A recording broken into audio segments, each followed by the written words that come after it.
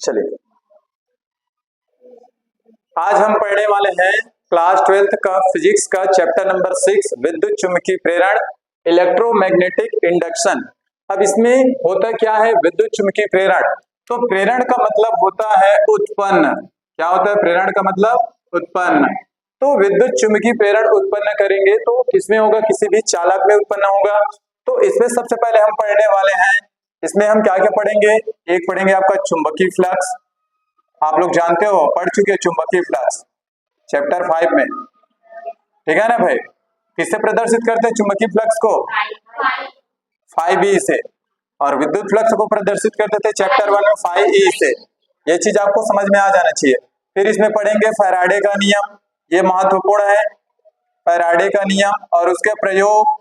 फिर इसमें पढ़ेंगे लेंज का नियम, लेंज का नियम, ये सब क्या है बहुत ही महत्वपूर्ण है। और बहुत सारे ऐसे टॉपिक है जिनके बारे में इस चैप्टर में चर्चा करेंगे। तो आज सबसे पहले हम पढ़ने वाले हैं चुंबकीय फ्लक्स क्या होता है, किसे कहते हैं। तो ध्यान से देखना भाई इधर, ठीक है? चुंबकीय फ्लक्स क्या होता है, इधर देखना। मैं आपको डायग्राम से समझा रहा हूं कि चुंबकीय फ्लक्स क्या होता है। मैग्नेटिक फ्लक्स, मैग्नेटिक फ्लक्स आप लोग बताओगे क्योंकि आप लोग पढ़ चुके, बताना चाहोगे चुंबकीय फ्लक्स किसे कहते हैं? बताइए तो। किसी पृष्ठ के अभिलंबवत गुजरने वाली कुल बल रेखाओं की संख्या को चुंबकीय फ्लक्स कहते हैं। आपको मालूम है ना? हाँ, तो चुंबकीय फ्लक्स क्या होता है डायग्राम से पहले समझ लीजिए। ये आपका क्या है? कोई पृष्ठ है जिसका कुछ न कुछ क्या होगा? क्षेत्रफल होता है, ठीक है ना भाई? इस पृष्ठ पर, और ये इसका अभिलंब है, ये क्या है आपका? अभिलंब, और इसको ए से प्रदर्शित करेंगे क्योंकि ये क्षेत्रफल है। अब किसी पृष्ठ से अभिलंबवत या लंबवत गुजरने वाली कुल बल रेखाओं की संख्या को क्या कहते हैं? चुंबकीय फ्लक्स कहते हैं। कैसे? देखो, अब यहां से मैं क्या करूंगा, ये आपका पृष्ठ है या जिसको तल भी बोलते हैं। अब इससे मैं क्या करूंगा? चुंबकीय बल रेखाओं को क्या करूंगा? इस तरीके से गुजारूंगा। तो उसकी कुल संख्या को, चुंबकीय बल रेखाओं की कुल संख्या को क्या कहते हैं? आपका चुंबकीय फ्लक्स कहते हैं। समझ में आ गया ना? ये आपका क्या है? ये चुंबकीय बल रेखाएं हैं और ये ए है आपका। तो ये होता क्या है चुंबकीय फ्लक्स? कि किसी पृष्ठ के अभिलंबवत, ये दिख रहा है ना भाई आपको, ये पृष्ठ है और उसके अभिलंबवत गुजरने वाली कुल बल रेखाओं की संख्या को क्या कहते हैं? चुंबकीय फ्लक्स कहते हैं। और इसे किससे प्रदर्शित करते हैं? 5b से। तो परिभाषा समझ में आ गया? फिर से सुन लीजिए, ये आपका पृष्ठ है, इस पृष्ठ से अभिलंबवत गुजरने वाली कुल बल रेखाओं की संख्या, ये जो बल रेखाएं हैं ये गुजर रही है, इनकी संख्या को क्या कहते हैं? चुंबकीय फ्लक्स कहते हैं।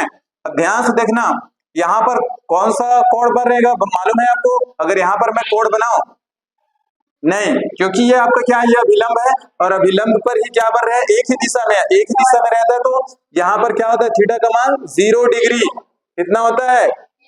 अगर लंब ऐसे बनता, तो अगर इसके लंबवत होता ऐसे, तो यहाँ पर थीटा की जगह क्या होता? 90 डिग्री। और अगर यही अपोजिट डायरेक्शन में होता तो क्या होता? 180 डिग्री। क्या ये चीज समझ में आ रहा है? ये आपको मैं पहले से बता चुका हूं। तो यहाँ पर जो कोण बनेगा वो क्या होगा? आपका 0 डिग्री बनेगा, क्योंकि ये अभिलंब के क्या है? उसी के लंबवत गुजर रहा है, इस कारण से एक ही दिशा में है, तो कोई कोण नहीं बनेगा। तो इसकी परिभाषा क्या लिखेंगे? ठीक है ना? चुंबकीय फ्लक्स क्या होगा? क्या होगा चुंबकीय फ्लक्स की परिभाषा? किसी पृष्ठ है, ये आपका पृष्ठ था, किसी पृष्ठ या तल के लंबवत गुजरने वाली कुल बल रेखाओं की संख्या को, इसकी संख्या को क्या कहते हैं? चुंबकीय फ्लक्स कहते हैं। इसे 5b से प्रदर्शित करते हैं, इसे 5b से प्रदर्शित करते हैं। अब मैं आपको डायग्राम, ये डायग्राम मिटा रहा हूं, ठीक है ना? तो यहां पर 5b बराबर क्या हो जाएगा? 5b बराबर हो जाएगा b इंटू ए। ये a क्या है आपको मालूम है? अगर देखो यहां से अगर मैं इस वेक्टर को साइन को हटाऊं तो क्या बनेगा? b a cos थीटा बनेगा। और अगर मैं थीटा की जगह इसकी वैल्यू रख दूं b a cos 0 होगा। कहां से आया, 0 समझ में आ गया ना। तो cos 0 का मान क्या होता है 1, तो कुल मिला के ये घूम फिर के क्या आ गया बी ए। तो अगर 5b बराबर पूछे तो आप सीधा क्या बता सकते हैं बी ए। बी आपका क्या है, बी आपका चुंबकीय क्षेत्र है और ये आपका उसका क्षेत्रफल है, ठीक है ना भाई। तो ये तो हो गया कब की कंडीशन, जब उसके लंबवत गुजरती है। अब इसी को दूसरे डायग्राम से समझना, ये आपका पृष्ठ है, ध्यान से देखना भैया, इसमें दो कंडीशंस है। ये आपका पृष्ठ है और ये इससे गुजरने वाली क्या है, चुंबकीय बल रेखाएं हैं। और यहाँ पर जो आपका है ये पृष्ठ का क्या है, अभिलंब है। ये आपका क्या है, ये जो है जो लाइन दिख रहा है ब्लैक कलर में, ये पृष्ठ का क्या है, अभिलंब है। और ये जो चुंबकीय बल रेखाएं हैं, इस बार ध्यान से देखना कैसे बनेगा, एक मिनट। हाँ, ये आपका पृष्ठ है और ये उसका अभिलंब है। और यहाँ पर जो इस बार चुंबकीय बल रेखाएं होंगी वो कैसे होंगी मालूम है, इससे इस तरीके से जो चुंबकीय बल रेखाएं हैं वो ऐसे गुजरेंगे, ठीक है ना भाई। तो यहाँ पर क्या होगा, इन दोनों के बीच कुछ ना कुछ कोण बनेगा। ये आपका क्या है, ये पृष्ठ है और इस पृष्ठ का ये क्या है, अभिलंब है।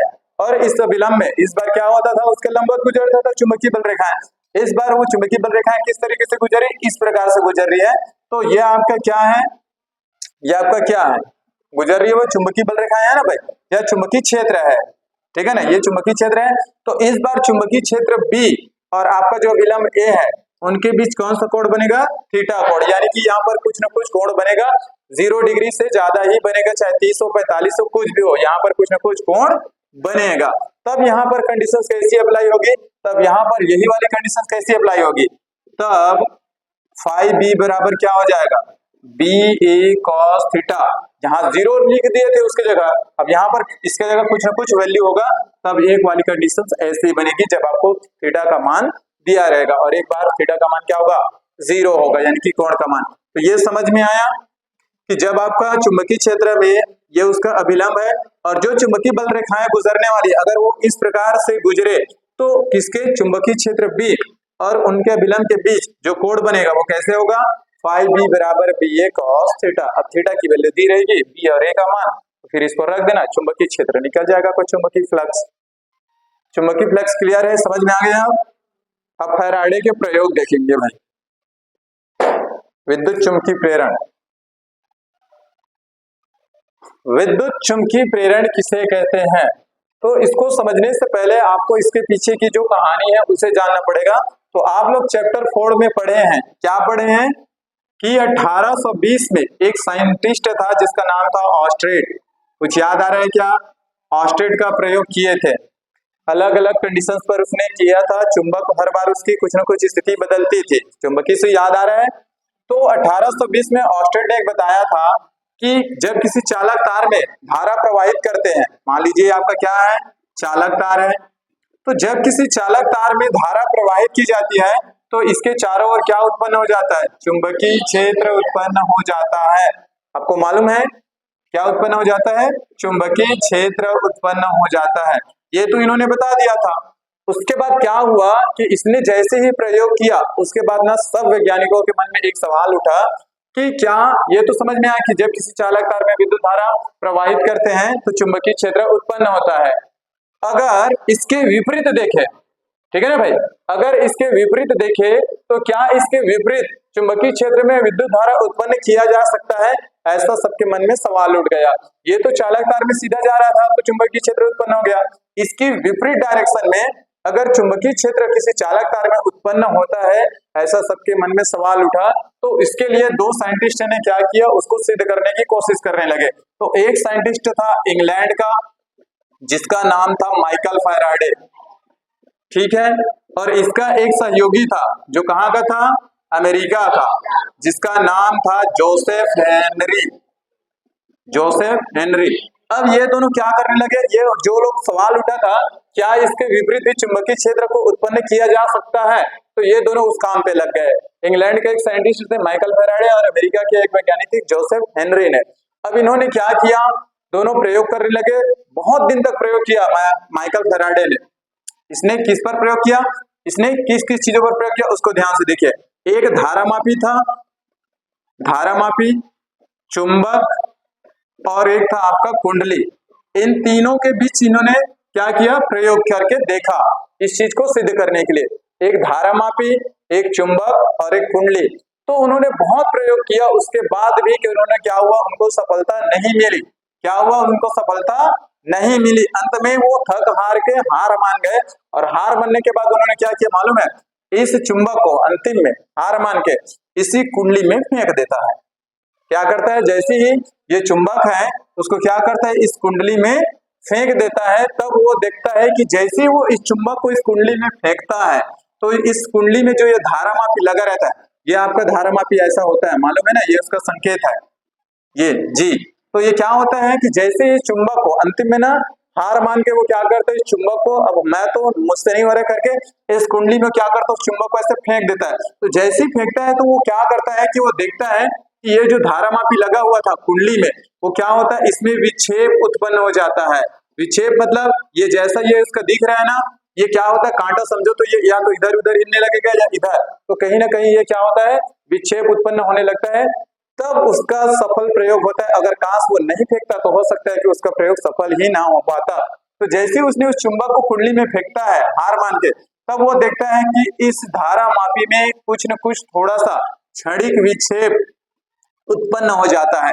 उसके आधार पर इन्होंने इसकी परिभाषा दे डाली कि विद्युत चुंबकीय प्रेरण क्या होता है। तो उन्होंने बताया कि जब किसी चुंबक को कुंडली के पास लाया जाता है, समीप या उससे दूर ले जाते हैं, जब किसी चुंबक को कुंडली के पास लाते हैं या दूर ले जाते हैं, तो ये जो आपका धारामापी है उसमें क्या होता है, विक्षेप उत्पन्न होता है, मतलब उसमें कुछ न कुछ परिवर्तन होता है। ऐसा उन्होंने क्या दिया था, नियम दिया था। और इसमें धारा तब तक प्रवाहित होते रहेगी, ये जो है, ये जो आपका कुंडली है उसमें धारा तब तक प्रवाहित होते रहेगी जब तक आपका क्या नहीं होना चाहिए कि ये जो आपका चुंबक है वो गतिमान रहता है। मतलब जब तक ये स्थिर नहीं होगा, चुंबक को अगर स्थिर कर दें, रोक दें, तो इसमें धारा प्रवाहित नहीं होगा। तो इसमें धारा तब तक प्रवाहित होते रहेगा इस कुंडली में जब तक वो चुंबक गतिमान रहेगा, मतलब चलता रहेगा। ऐसा उन्होंने क्या कर डाला, रचना कर डाला। इसी के आधार पर उन्होंने फिर परिभाषा दी विद्युत चुंबकीय प्रेरण की। समझ में आ रहा है, इतना पूरा समझ में आया? मैं फिर से बता देता हूँ, 1820, और ये जो प्रयोग हुआ वो कहाँ पर कंप्लीट हुआ था मालूम है, 1831 में। तो सोच लो 1820 में ऑस्टेड ने प्रयोग किया था, तब की बात उठी थी, और 1831 लगभग 11 साल। आदमी तो यहाँ एक साल में ही हार मान जाता है, अगर 10वीं में फेल हो गया तो कोशिश ही नहीं करता। ये अब सोचो ये लोग कैसे किए होंगे जिसको आज हम लोग पढ़ रहे हैं। समझ में आ रहा है ना? 11 साल उसके बाद हार मान लिया था, नहीं हो रहा है ऐसे करके, और वही हार ही क्या हुआ, उसके लिए सही साबित हुआ, सफलता मिल गया। उस चुंबक को उसने गुस्से में आकर उस कुंडली में फेंका, जैसे वो कुंडली में गया, उसके नजदीक गया, तो ये जो आपका धारामापी था उसमें विक्षेप उत्पन्न होने लगा। वो क्या होगा, आगे पीछे कुछ भी हो, आपका दिशा प्रदर्शित करने लगा, धारा की दिशा को। समझ में आ रहा है ना? तो सबसे शुरू में क्या हुआ था कि इन्होंने बताया था ऑस्टेड ने कि किसी चालक तार में जब विद्युत धारा सप्लाई की जाती है तो उसके चारों ओर चुंबकीय क्षेत्र उत्पन्न हो जाता है। अब इसी बात को ना किसी ने उल्टा बोला, जितने भी वहां साइंटिस्ट बैठे रहे होंगे वो लोग क्या बोले, क्या इसकी विपरीत किसी चालक तार में चुंबकीय क्षेत्र उत्पन्न हो सकता है? तो इस बात को सिद्ध करने के लिए ये दो महान आत्माएं निकल के चलो देखते हैं ऐसे करके, ठीक है ना।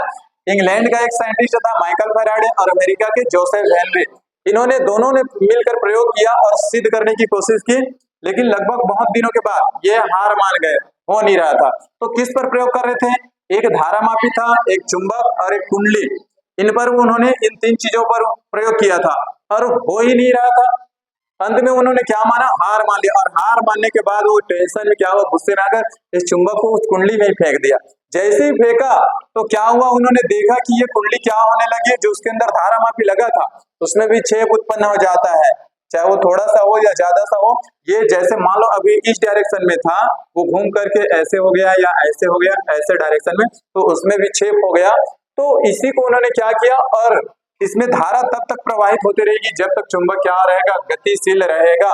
जैसे ही वो स्थिर हो जाएगा फिर से, तो इसमें धारा का प्रवाहित होना बंद हो जाएगा। इस आधार पर फिर विद्युत चुंबकीय प्रेरण की परिभाषा कैसे दी गई, तो याद रखना,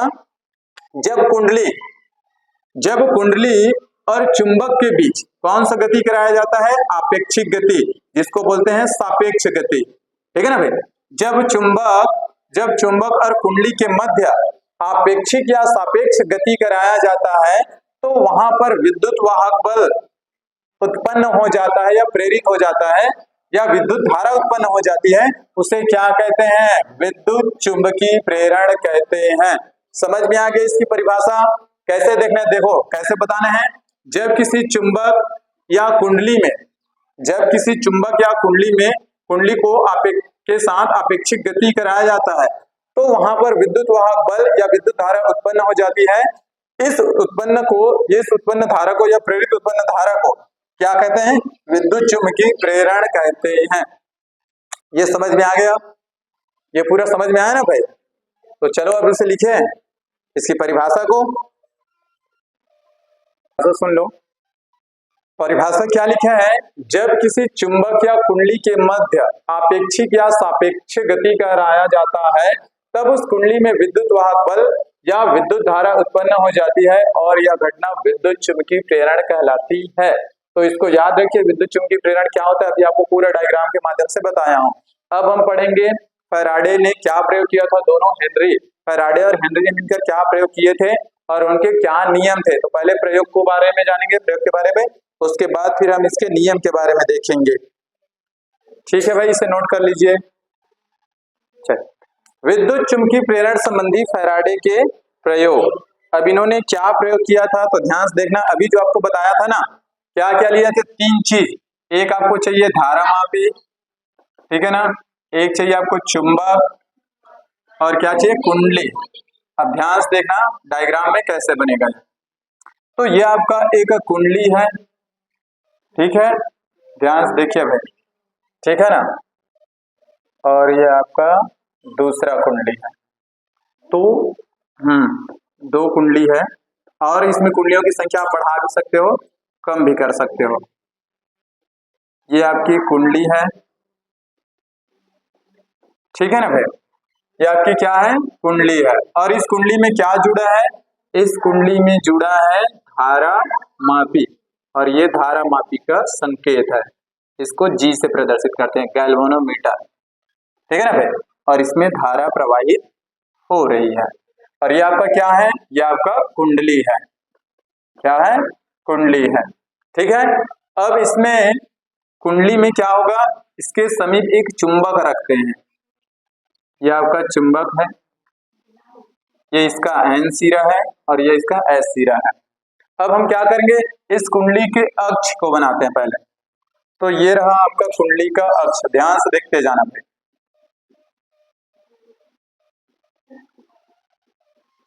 ये क्या है? आपका कुंडली का अक्ष है और ये आपका चुंबक है।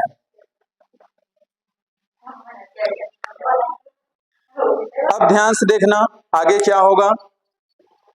आपको मालूम है कि चुंबक से क्या निकलती है? विद्युत बल रेखाएं या चुंबकीय बल रेखाएं? चुंबकीय बल रेखाएं निकलेंगे। तो मान लीजिए इस चुंबक से जो चुंबकीय बल रेखाएं हैं वो इस तरीके से गुजरेंगे, ठीक है ना भाई। कैसे? ऐसे,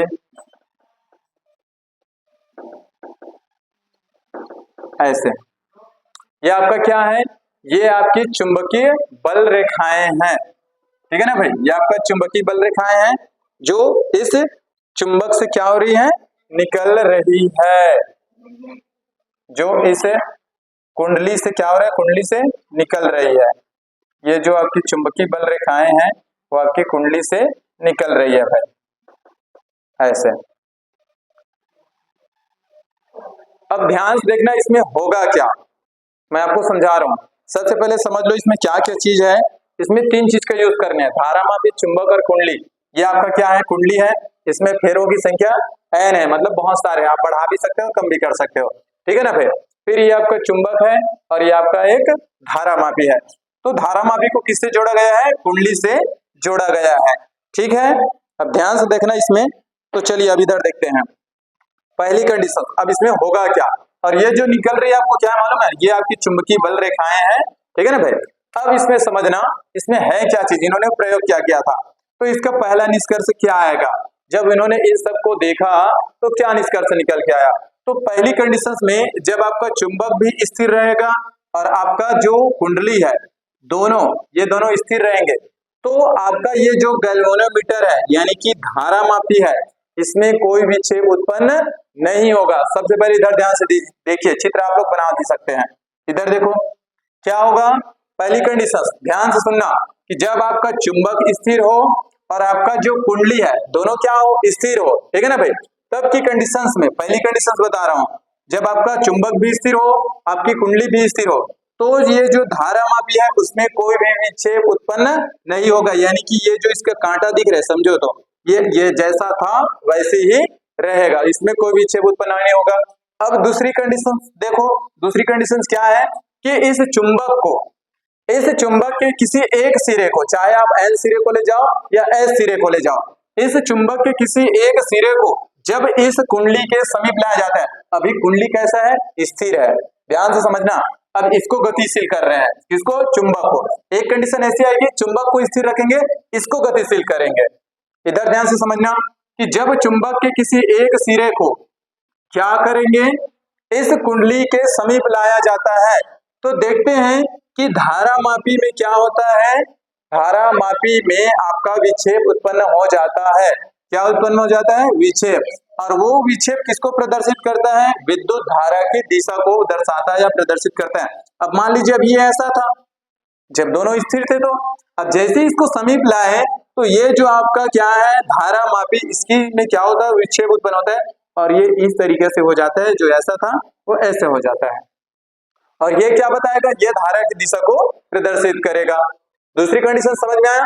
तीसरी कंडीशन देखना, तीसरी कंडीशन ये है कि अब इस चुंबक को जब नजदीक ला रहे थे, अब इसी चुंबक को वापस फिर से दूर ले जाएंगे। तो वापस दूर ले जाते हैं तो क्या होता है कि ये जो आपकी धारा मापी है, विक्षेप तो अब भी उत्पन्न होगा, लेकिन ये जो उसकी दिशा है वो फिर से वापस पुनः उसी कंडीशन में आ जाती है जिस कंडीशन में वो पहले थी। समझ में आया, कब, जब इस चुंबक को धारा मापी से दूर ले जाया जाता है, तब वो आपकी धारा मापी में तो विक्षेप उत्पन्न होगा ही होगा, लेकिन ये जो धारा मापी है वो वापस उसी कंडीशन में आ जाती है जिस कंडीशन में पहले थी। समझ में आ गया तीसरा कंडीशन।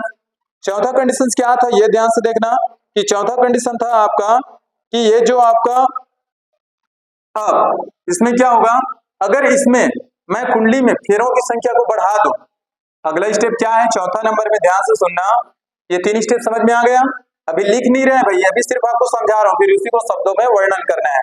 तो चौथा स्टेप में क्या होगा, अगर मैं कुंडली के फेरों में, ये जो कुंडली है उसमें फेरों की संख्या को क्या कर दूं, बढ़ा दूं, और ये जो आपका चुंबक है उसको शक्तिशाली चुंबक क्या करूं, इस्तेमाल करूं, तो ये जो इसमें विक्षेप उत्पन्न होगा वो विक्षेप क्या होगा, बढ़ जाएगा।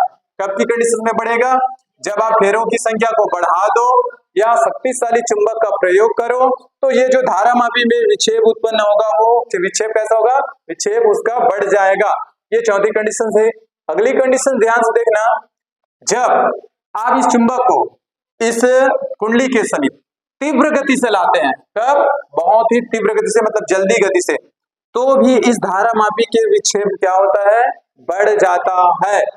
उसके बाद या तो आप इसको उसके समीप ले जाओ, अब आपका चुंबक स्थिर रहेगा, अब आपकी कुंडली को उसके समीप ले जाएंगे, ठीक है ना भाई, तो भी ये धारा मापी में विक्षेप उत्पन्न होता है। चाहे आप इसको इसके समीप ले आइए या आप कुंडली को चुंबक के समीप ले जाइए, फिर भी इस धारा मापी में क्या होता है, विक्षेप उत्पन्न होता है। तो पहली कंडीशन में ये देखे थे कि दोनों स्थिर था, धारा मापी में कोई विक्षेप उत्पन्न नहीं होता था। दूसरी कंडीशन क्या थी, जब इस चुंबक को हम इसके समीप लाते हैं, कुंडली के समीप लाते हैं, तो ये धारा मापी में विक्षेप उत्पन्न होता है। ये ऐसा दिख रहा था, वो ऐसे हो जाता है, तो ये बताता है धारा की दिशा को प्रदर्शित करता है। तीसरी कंडीशन में क्या किए थे, अब इसको नजदीक लाए थे, इसको फिर से वापस दूर कर देंगे, तो भी आपके धारा मापी में विक्षेप उत्पन्न होगा ही होगा, लेकिन वो धारा की विपरीत दिशा फिर से बताएगा, फिर से वापस उसी कंडीशन में आ जाएगा जिस कंडीशन में वो था। फिर हमने क्या देखा, यदि कुंडली में फेरों की संख्या को बढ़ा दी जाए या चुंबक की जगह शक्तिशाली चुंबक का प्रयोग करें, तो भी विक्षेप के मान में क्या होता है, वृद्धि होता है। या तो अगली कंडीशन क्या थी कि अगर इस चुंबक को तीव्र गति से इस कुंडली के समीप लाएं, तो भी विक्षेप के मान में क्या होती है, वृद्धि होती है। अगली कंडीशन क्या थी, अगर मैं इस कुंडली को गतिशील करूं, अब इसको स्थिर रख दो, ध्यान से देखना, अगर मैं इस कुंडली को गतिशील करूं और ये चुंबक को स्थिर रखूं, तो भी ये धारा मापी में क्या होता है, विक्षेप उत्पन्न होता है। इस प्रकार से इन्होंने बहुत सारे निष्कर्ष निकाले और फिर उन्होंने विद्युत चुंबकीय प्रेरण संबंधी नियम दे डाला। समझ में आया क्या इतना? ठीक है ना भाई?